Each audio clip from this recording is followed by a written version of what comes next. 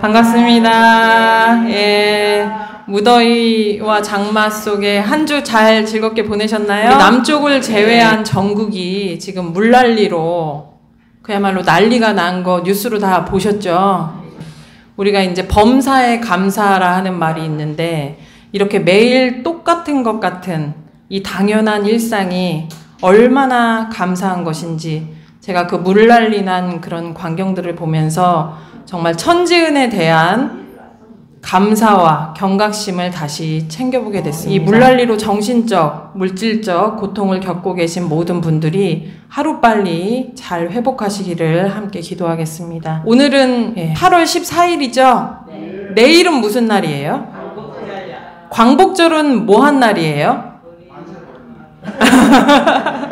예, 해방된 날이죠? 우리나라가 일본으로부터 광복된 것을 기념하고 또 대한민국 정부 수립을 경축하는 그런 기념일입니다. 광복의 역사를 이렇게 생각해 보면 두 부류의 삶이 떠올라요. 첫째는 대한 독립을 위해서 목숨을 바친 독립운동가의 삶, 그리고 친일 매국노의 삶. 다 그려지시나요? 매국노 하면 가장 유명한 사람이 누굴까? 네, 이완용입니다. 일본의 나라를 팔아먹은 최악의 매국노로 불리는 분이 이완용이에요. 제가 이 이완용의 역사를 한번 공부를 해봤어요. 이완용의 역사를 공부해봤는데 아시는 분들도 계실 것이고 잘 그냥 뭐 그렇다는 얘기만 듣고 잘 모르시는 분도 계실 것 같아서 제가 이제 공부한 그 이완용의 역사에 대해서 말씀을 드릴게요. 이 이완용이란 사람은 몰락한 양반가 가문에서 태어나서 공부를 열심히 했어요. 양반이지만 몰락했기 때문에 할 수 있는 게 공부를 열심히 공부를 할 수밖에 없었어요. 그러다 보니까 어릴 때부터 신동이라는 소문이 나서 먼 친척인 당대 명문가의 양자로 들어갑니다. 그러다가 25살에 과거에 합격을 해서 고종과 명성황후에 충성하며 중앙정권의 중심에서 활동하던 중에 이제 정치인으로 활동을 하던 중에 미국에 가서 우리 한국 공사관을 설치하라라는 그런 임무를 맡아서 미국으로 넘어가요. 그래서 미국 워싱턴에서 이렇게 지내면서 이 미국이라는 나라에 대해서 매료가 됩니다. 그때 당시 한국은 먹고 살기 힘들고 모든 사람들이 생존을 위해서 그렇게 살아가고 있었는데 그때 당시 미국은 근대 문물을 누리면서 국민들이 행복하게 살고 있는 거예요. 국가가 국민의 권리를 보장하고 있었고 모든 것이 원칙과 법에 따라 운영되는 생존을 위해서 사는 것이 아니라 행복을 위해서 살아가는 그 모습은 이완용에게 있어서 엄청난 충격이고 완전 새로운 세상이었어요. 그래서 이 이완용 씨가 다시 조선으로 돌아와서 그때부터는 이 대한민국이 미국과 같이 잘 사는 나라가 되길 바랍니다. 그래서 이 대한민국이 대한민국의 근대화를 위해서 힘써요. 독립협회를 만들어서 그 회장을 2번이나 역임을 했고 독립문 건설에 앞장선 인물이에요. 이 이완용 씨가. 이거 알고 계셨나요? 알고 계셨구나. 네. 그런데 그런 그가 왜 최악의 매국노의 삶을 살게 되었을까요? 대한민국이 근대화가 되어서 미국처럼 잘 사는 나라가 되길 바랬단 말이에요. 그런 그가 왜 역사적으로 최악의 매국노 소리를 듣는 삶을 살게 되었을까? 그것을 이제 추적을 해보니까 이분이 이제 친미 사상이잖아요. 미국처럼 돼야 된다.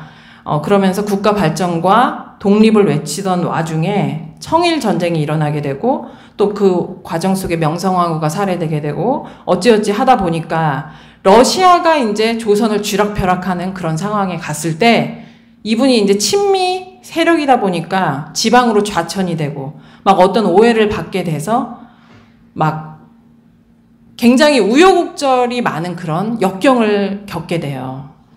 이러한 여러 힘든 역경을 거치면서 이 이완용 씨가 생각을 합니다. 조선의 독립은 망상이었구나. 무능한 지도자, 고종이 무능했잖아요. 무능한 지도자, 또 나약한 국가, 이 국민들이 뒤떨어지는 국민 수준, 이런 조선이 막강한 열강들 사이에서 스스로 일어나는 것은 불가능한 일이다. 이런 판단을 하게 돼요. 특히 러일 전쟁에서 일본이 승리를 했잖아요. 승리를 하자 이 생각이 확고해집니다. 무능한 왕은 자기 안위만을 챙기는 상황이고, 또 어차피 한반도가 청나라든 러시아든 일본이든 어느 나라에 종속될 수밖에 없다면 가장 적극적인 나라, 어느 나라예요? 일본이 가장 적극적이잖아요. 막 침략을 하잖아요. 이 적극적인 나라, 이 일본에 저항하지 말고 그냥 합력하는 것이 우리나라와 백성을 위하는 길이다. 이렇게 생각을 합니다. 그 신념이 돼버려요, 이 사람의. 그 뒤 친일 세력으로서 엄청난 활동을 하게 되죠. 대한민국 침략의 원흉으로 불리는 이 이토 히로부미가 을사조약을 하기 위해서 한국에 왔을 때 이완용으로 인해서 을사조약이 성사됩니다. 그 을사조약 이후로 이토 히로부미 옆에는 늘 이완용이 함께 하게 돼요. 이토 히로부미의 후원 아래 여러 일들을 처리하면서 지금 돈으로 몇십억씩의 보상을 받았대요. 그래서 지금 돈으로 환산하면 이완용 씨 재산이 600억이 넘는 재산을 가지고 있었어요. 나라를 팔아먹은 상으로 이완용은 부와 여러 권리를 축적하며 죽어서도 일본의 영웅으로 호의를 받게 됩니다. 이거 다 알고 계셔요? 그런데 그 반면 일본으로부터 영웅으로서 대접을 받은 반면 자국, 한국에서는 어떤 평가를 받게 되었는가? 팔지 못할 것을 팔아서 누리지 못할 것을 누린 자. 이제부터는 천벌을 영원히 받아야지 라는 평가를 받아요. 팔지 못할 것을 팔아서 누리지 못할 것을 누린 자. 이제부터는 영원히 천벌을 받으리라. 그래서 이 지금 70대 어르신들 중에 이름이 이완용이라는 분이 계시대요. 이완용, 이도근인 것처럼 이완용이 계실 거 아니에요. 그분들은 학교에서도 매일 놀림을 받고 너 매국노냐? 이러면서 놀림을 받고 그랬다고 해요. 그리고 현재 이완용의 묘는 채석장으로 바뀌고 묘가 없어진 상태예요. 한국에서는. 그리고 모든 재산을 추적해서 회수 작업을 국가로부터 당했다고 합니다. 만약에 일제 강점기에 모든 국민이 이 매국노의 길을 선택했다면 지금 우리는 어떤 모습으로 살고 있을까요? 우리가 누구 덕분에 자주독립국가의 국민으로서 보호를 받으며 당당하게 살고 있게 된 것일까요? 그러죠? 독립운동가들이 계셨죠? 대한민국의 해방을 위해서 목숨을 바쳤던 독립운동가들이 계셨어요. 독립운동가 중에 가장 유명한 인물이 누구예요? 유명한 분 많은데 김구 선생님, 거의 우리 대종사님 비슷한 느낌으로까지 굉장히 훌륭한 분이라고 우리 칭송을 하잖아요. 이 김구 선생님 일화가 말씀이 있죠. 유명한 말씀. 네 소원이 무엇이냐 하느님께서 물으신다면 나는 서슴지 않고 내 소원은 오직 대한독립이요 라고 대답할 것이다. 그 다음 두 번째 소원이 무엇이냐라고 묻는다면 나는 또 우리나라의 독립이요 라고 할 것이다. 그 다음 세 번째 소원이 무엇이냐고 물어도 나는 더욱 소리 높여 내 소원은 대한의 완전한 자주 독립이요 라고 대답할 것이다. 이렇게 하신 말씀이 굉장히 유명한 말씀입니다. 교도님들은 일제 지배를 받는 시대에 만약에 지금 살고 계신다면 어떤 삶을 선택하실 거예요? 1번 친일파 매국노로 럭셔리하고 편안하게 잘 먹고 잘 살 것이다. 지금 우리가 일제 지배를 받고 있다.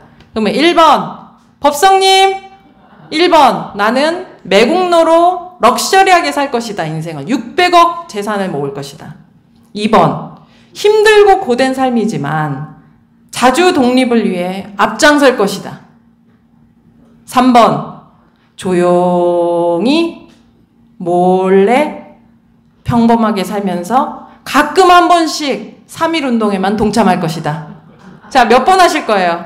자, 손 들 준비하고 계시죠? 1번이다. 손 들어보세요. 아, 진짜 이거 굉장히 심각한 고민거리예요, 진짜. 그리고 우리가 말이 쉽지, 사실. 그렇잖아요? 1번. 나는 매국노로 그냥 이 기회에 팍 주식을 올릴 것이다. 600억 자산을 만들 것이다. 손 들어보세요. 2번.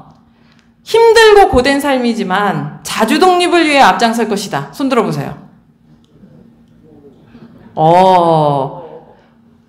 3번. 조용히 살면서 몰래 3.1운동만 한 번씩 할 것이다. 우리 박정경 부회장님 몇 번 하실 거예요? 몇 번 하실 거예요? 그러니까 이완용 씨의 역사가 저런 생각의 흐름이에요.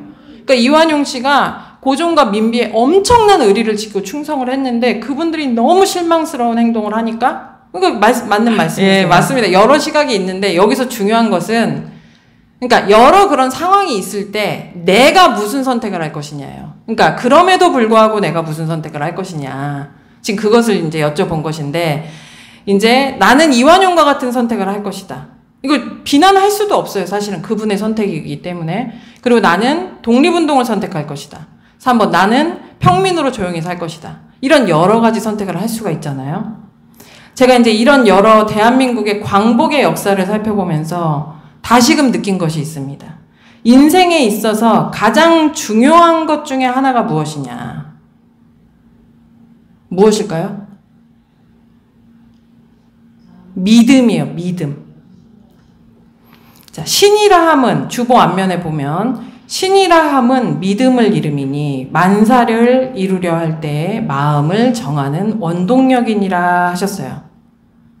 우리 원불교 사은사요 사막 8조 중에 8조에 지금 이게 정전 내용입니다. 신이라 함은 다 같이 읽어보시겠습니다. 신이라 함은 믿음을 이름이니 만사를 이루려 할 때에 마음을 정하는 원동력이니라 하셨어요.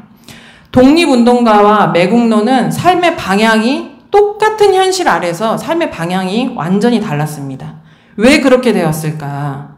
둘의 공통점은 나름대로 큰 고민을 했다는 거예요.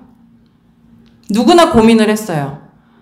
잘 사는 길이 무엇일까? 어떻게 살아야 하는가? 내가 지금 무엇을 위해 힘써야 하는가? 무엇이 나에게 그리고 우리에게 이로운 선택일까? 이것을 똑같이 고민을 했어요. 똑같은 상황 아래서. 둘 다 잘 살기 위한 고민을 했는데 그 선택의 결과가 완전히 다른 방향이 되었습니다. 한 부류는 독립을 향한 서원을 세웠고 한 부류는 매국을 향한 서원을 세웠어요. 둘 다 그 뜻은 잘 살기 위한 거였죠? 잘 살기 위한 거. 왜 이렇게 선택이 달랐는가?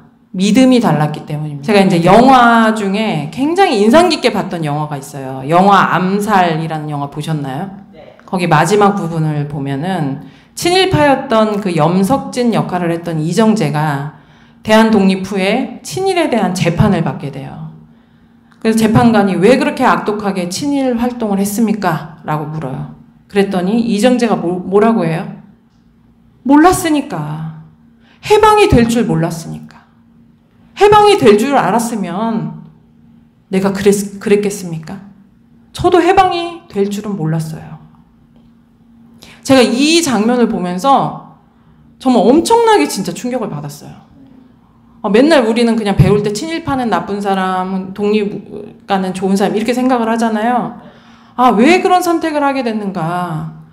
해방에 대한 가능성이 보이지 않았기 때문에. 이 매국노 이완용도 우리 부회장님 말씀하신 것처럼 원래 나라를 팔아먹을 작정을 한 사람이 아니었어요. 이 나라를 팔아먹는 선택을 하게 된 계기, 결과적으로 천인공노할 매국노로 평가받게 된 계기가 무엇이냐. 해방은 절대 불가능하다. 자주독립은 절대 불가능하다. 왕도 무능하고 국민들 의식 수준도 너무 낮기 때문에 불가능하다. 라는 강한 믿음, 신념이 생겨났기 때문입니다. 반면 국가 독립을 위해 애쓰신 수많은 독립운동가들을 보세요. 막막하고 힘들고 고된 현실을 기꺼이 감수하며 이 나라의 자주 독립을 위해 목숨을 불고한 이유가 무엇일까요? 신념이 있었기 때문이에요. 반드시 자주 독립을 해내야 한다. 우리가 일심합력으로 노력하면 독립을 해낼 수 있다. 라는 강한 신념이 있었기 때문에 독립을 향해서 목숨을 불고하게 된 것입니다. 만사를 이루려 할 때에 마음을 정하는 원동력이 무엇이냐? 믿음이 마음을 정하는 원동력이다 라고 했습니다. 교도님들께서는 어떤 믿음으로 살고 계신가요?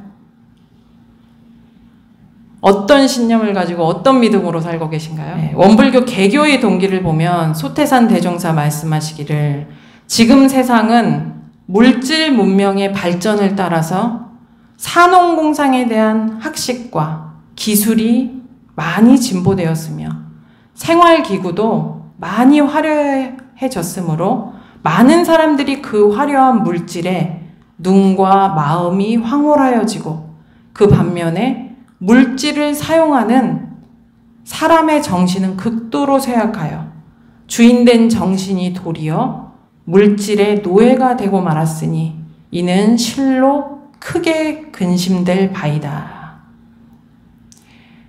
이 개교의 동기를 놓고도 똑같은 생각을 하는 것이 아니에요. 우리 여기 계신 교도님들이 다 한 생각이 아니에요. 교도님들마다 다 각자 다른 생각과 다른 신념이 현실이 진짜 그렇구나. 대종사님 말씀이 맞구나. 정말 우리가 물질의 노예 생활을 하고 있구나. 진짜 정신이 쇠약해져서 도리어 정신이 주인 노릇을 못하고 물질 노예 생활을 하고 있구나. 그래서 우리가 고통받고 있는 거구나. 라는 신념을 세우시는 분도 계시고, 뭐가 그래. 다들 잘 먹고 잘 살지. 지금 오늘 죽더라도 먹고 죽는 게 낫지. 그게 뭐가 문제야. 라는 신념이 세워질 수도 있어요. 교도님들께서는 소태산 대종사님께서 말씀하신 우리의 현실, 우리의 정신이 물질의 노예 생활을 하고 있는 현실이 보이시나요? 보이시나요? 보이는 분 손 들어보세요. 물질의 노예 생활을 하고 있다. 우리들이. 그러니까 나를 포함해서 이 현 시대를 살아가는 모든 사람들을 얘기하는 거예요. 진짜 우리가 물질의 노예 생활을 하고 있는지, 그 결과 고통스러운 삶을 살게 되는 것인지, 이거에 대해서 내가 어떻게 생각하고 있는지. 물질을 사용하여야 할 사람의 정신은 점점 쇠약하고, 날이 갈수록 사람의 정신은 점점 쇠약하고, 사람이 사용하여야 할 물질의 세력은 날로 융성하여 쇠약한 그 정신을 항복받아 물질의 지배를 받게 하므로 모든 사람이 도리어 저 물질의 노예 생활을 면하지 못하게 되었으니 그 생활에 어찌 파랑고해가 없으리요. 우리가 이제 소태산 대종사님의 이러한 가르침을 통해 나도 대종사님과 같은 시각으로 세상의 고통을 자각하고 있는가. 이것을 자각하는 것이 중요합니다. 우리가 주권을 잃고 일본의 지배를 받고 있다. 주권을 잃은 그 삶이 참으로 비참하고 고통스럽다. 이것을 알아야 서원을 세울 거 아니에요. 서원을. 개교의 동기에 대해서 그래 정말로 우리가 물질 노예 생활을 하고 있구나. 정신의 세력이 쇠약해진 것이 원인이구나. 정신의 세력을 확장해서 물질의 주인이 되어야 되겠구나. 정말 큰일이구나. 현 시대의 현실 상황에 대해서 확실한 자각과 믿음이 있을 때 내 삶의 방향에 대한 진지한 고민을 해볼 수 있어요. 우리가 이제 세상의 모든 시시비비 되는 문제들에 대해서 이런 확실한 믿음이 있으신 분들은 세상을 바라볼 때 깨달음을 얻게 돼요. 부모 형제지간에 왜 칼부림이 날까요? 부모 형제지간에 왜 칼부림이 나요? 그 원인이 뭐예요? 예? 결국 물질의 노예가 된 것이죠. 잘 산던 사람들이 왜 패가망신하게 될까요? 죄인 줄 알면서도 왜 죄를 짓게 되는 것일까요? 누구를 미워하고 원망하고 그러는 이유는 뭘까요? 환경 파괴로 인해서 요번에 막 자연재해들이 난리죠? 그런 자연재해가 막 일어나고 환경이 파괴되는 그 원인이 뭐예요? 그 원인을 그 뿌리를 찾아가 보면 결국 물질에 대한 인간의 욕심에서 비롯되었음을 알 수가 있습니다. 소태산 대종사님께서는 진리적 종교의 신앙과 사실적 도덕의 훈련으로서 정신의 세력을 확장하고 물질의 세력을 항복받아 파랑고의 일체 생명이 광대무량한 낙원으로 인도하기 위해서 우리 원불교를 세운다라고 하셨어요. 원불교가 이 세상에 지금 생겨난 이유가 바로 물질의 노예 생활을 벗어나 정신이 주인이 되기 위해서입니다. 우리가 그냥 원불교 하면 종교라고 생각할 수가 있잖아요. 종교를 위한 종교가 될 수 있잖아요. 난 기독교 안 갈래, 불교 갈래, 난 불교 안 갈래, 원불교 갈래, 천주교 갈래. 그냥 어디 가는 게 다 더 이상하게 내 마음이 편해. 이렇게 해서 종교를 선택하시는 분들이 계시잖아요.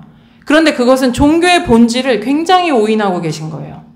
우리 원불교를 교도님들이 나오시는 이유는 마음 뭐예요? 공부를 하려고. 마음 공부를 왜 하세요?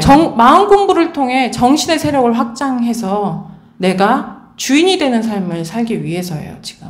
우리의 목적은 개교의 동기에 딱 나와 있어요. 소태산 대종사께서 밝혀주신 진리적 종교의 신앙길과 이 사실적 도덕의 훈련길을 꾸준히 적공하면 내 정신의 세력을 확장할 수 있고 내 마음의 자유를 얻을 수 있고 나도 부처의 인격을 얻을 수 있다. 교도님들께서는 이런 신념이 확실히 있으셔야 됩니다. 제국님께서는 출가를 하지 않으셨죠? 재가로 지금 살고 계시잖아요. 가정생활을 하시면서 또 사회생활을 하시면서도 새 시대의 새 종교인 원불교 교법대로 진리적 종교의 신앙과 사실적 도덕의 훈련을 꾸준히 하시면 마음의 자유를 얻어서 서가모니 부처님과 같은 대종사님과 같은 부처님이 되실 수가 있어요.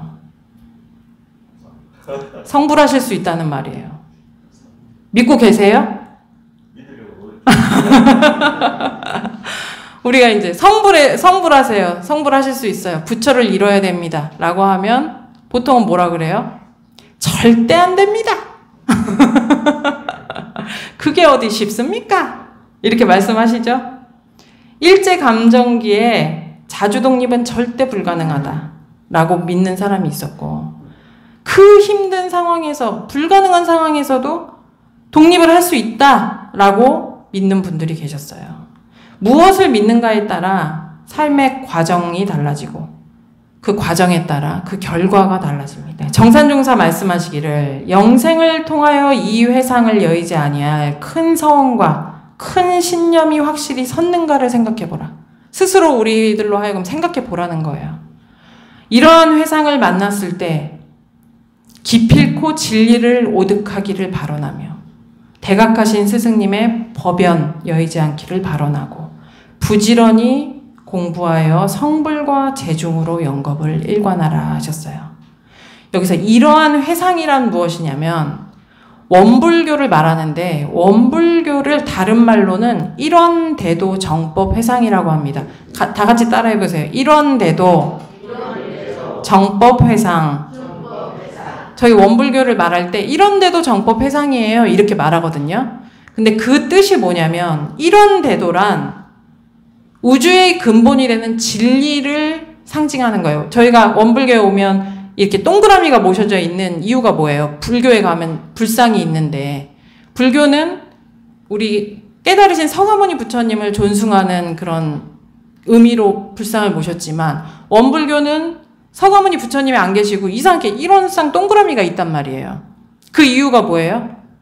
이건 진리를 그냥 형상화한 거예요. 진리를 어떻게 그림으로 그릴 수도 없고 그렇다고 우상적으로 사람이라고도 할 수 없는 이 세상에 만연한 진리.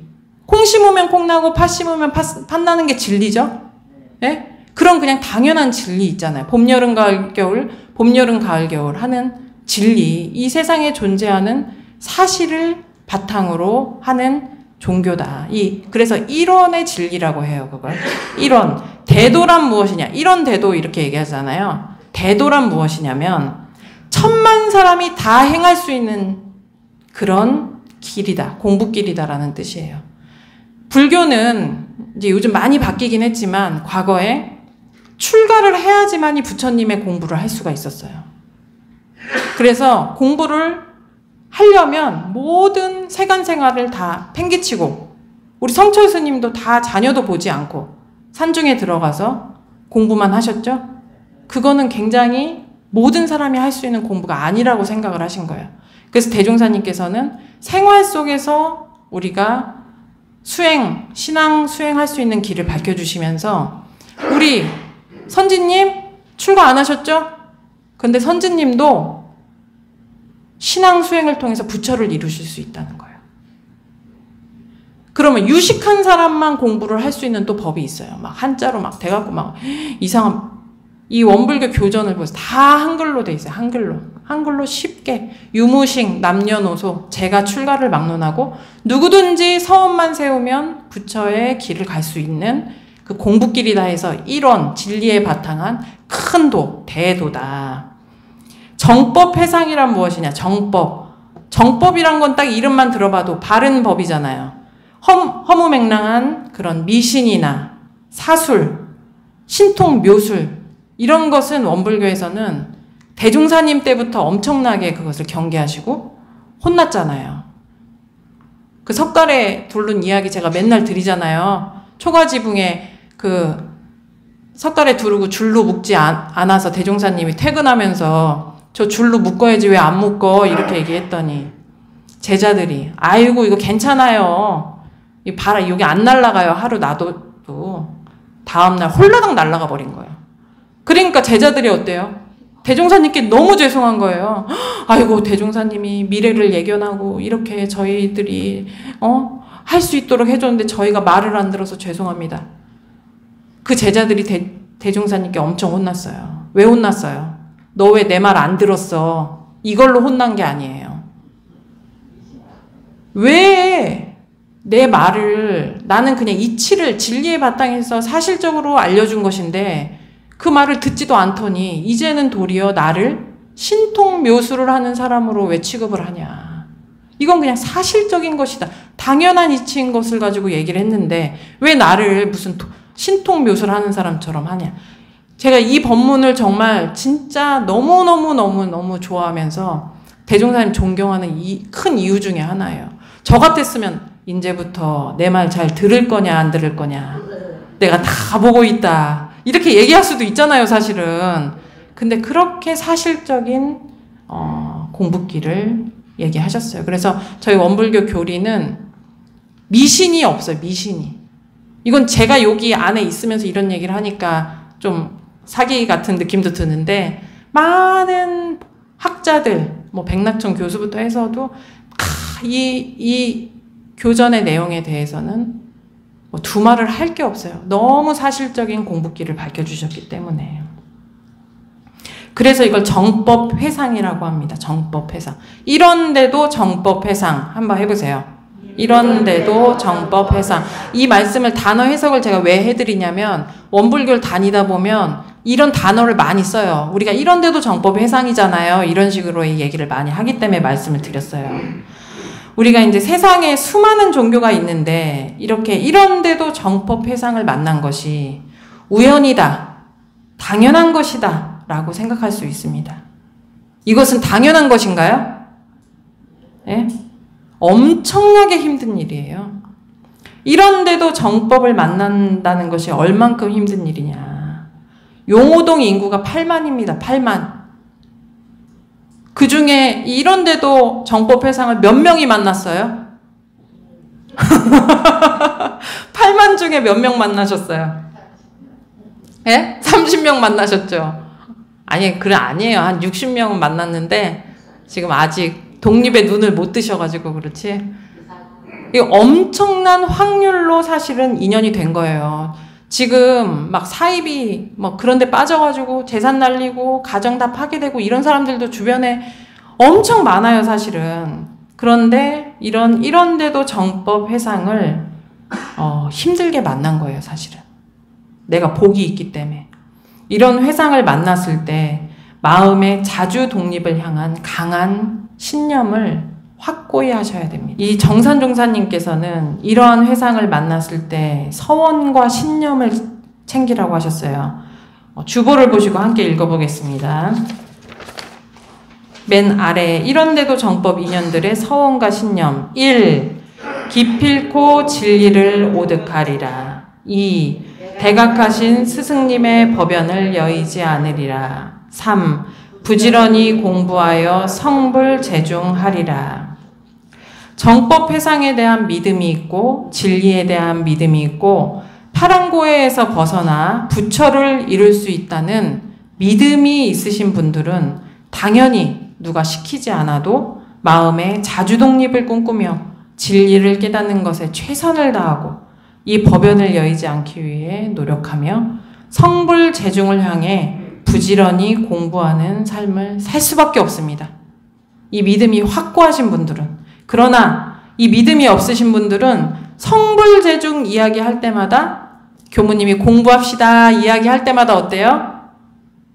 아이고 절대 안 됩니다. 한 귀로 들어갔다가 한 귀로 쑥 이렇게 나오게 돼요. 그 결과 영생을 통해 중생계에서 여러 구속과 고통을 당연하게 여기며 중생으로 살아갈 수밖에 없는 거예요. 내가 서원을 세우지 않으면 중생으로 고통 속에 살아가는 것을 이 생뿐 아니라 다음 생 당연하다라고 생각하고 살 수밖에 없어요.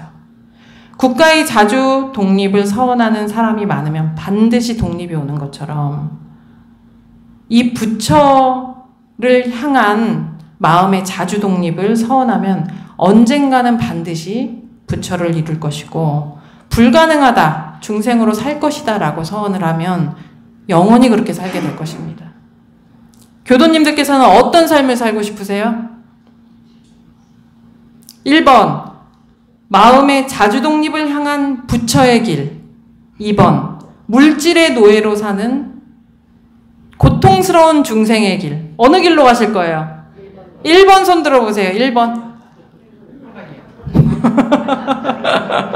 2번 손 들어보세요. 2번 예, 우리가 이제 거의 다 1번이죠. 1번. 누가 지금 부처의 길로 가고 싶지 않으신 분이 어디 계시겠어요? 1번이라면 오늘 이 시간에 정확한 신념을 다시 세우시기 바랍니다. 1. 기필코 진리를 오득하리라. 따라해보세요. 1. 기필코 진리를 오득하리라. 2. 대각하신 스승님의 법연을 여의지 않으리라. 3. 부지런히 공부하여 성불재중하리라. 이것은 누가 시킨다고 되는 것도 아니고 스스로가 곰곰이 연말을 해보신 뒤에 확실한 성불재중의 서원과 신념을 스스로가 세울 때 그 발걸음이 저절로 그쪽을 향해 가게 될 것입니다. 예. 오늘은 내일 광복절을 맞이해서 첫째, 믿음이 중요하다. 믿음이 마음을 정하는 원동력이다 라는 말씀을 드렸고, 이 나는 무엇을 믿고 있는가? 물질의 노예 생활을 하고 있다는 사실을 내가 자각하고 있는가? 이런데도 정법으로 노예 생활에서 벗어나 마음의 참 자유를 얻을 수 있다고 믿고 있는가? 라는 말씀을 드렸고, 세 번째로는 이런데도 정법을 만났을 때 서원과 신념을 확실히 세우자라는 말씀을 드렸습니다.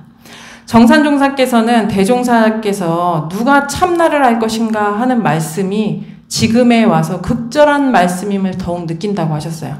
그러니까 대종사님 살아생전에 대종사님이 정말 미신을 다 타파하고 이런데도 정법으로 바른 이 가르침을 지금 설했을 때 그것을 알아들으시는 분들이 적었던 거예요. 사실은 많지 않았겠죠. 지금도 많지 않은데. 그러니까 대종사님이 오죽 답답하면 누가 참나를 알 것이냐? 나에 대해서 누가 알 것이냐? 이렇게 말씀을 하셨던 거예요. 근데 정산종사님께서 대종사님 돌아가시고 나니까 그 마음이 정말 마음에 와닿으면서 무슨 말씀을 하셨냐? 참으로 믿는 마음이 있어야 한마디 말씀이라도 금옥같이 알아서 실행에 옮기게 되는 것이요. 실행에 성의가 있는 사람이라야 참으로 대종사를 알고 믿는 사람이니라 하셨어요. 우리가 이제 매주 법회 오잖아요. 일주일에 한 번씩. 제가 이제 오늘 회장님 댁도 가족이 다 여름 휴가 가시고 또 정타원님 댁도 다 휴가를 가시고 근데 휴가도 가야지 어쩌겠어요. 근데 하필 교당 휴가를 주는데 그 휴가 날짜랑 자녀랑 맞추기가 힘들잖아요. 아이고, 그래서 이번 주에 그럼 누가 오실라나 걱정이네요. 법회를 쳐야 되나 말아야 되나 저도 걱정입니다. 그랬더니 우리 교도님께서 뭐라 하시냐면, 저랑 누구랑 누가 오든 말든 우리 둘은 꼭 가자고 약속했어요. 제가 그 말씀을 들으면서 독립투사 같으시다. 독립투사 같다 이 생각을 했어요. 그래서 너무 감사하다 라는 생각을 했습니다. 저희가 이제 매주 법회 오는 것은 어떻게 보면 이게 굉장히 힘든 일일 수도 있어요. 그런데 예전에 일제시대에 독립운동가들이 며칠에 한 번 모이셨을까요? 우리가 그렇게 일주일에 한 번씩 모여서 다시금 마음의 자주독립을 향해서 또 공부심을 챙기고 또 챙기는 그런 시간입니다. 예. 오늘 법회를 통해서 물질이 개벽되니 정신을 개벽하자는 서원으로 마음의 자주독립을 위한 신념을 마음에 다시금 새기는 그런 기원 되셨기를 바라면서 이상 설교 마치겠습니다.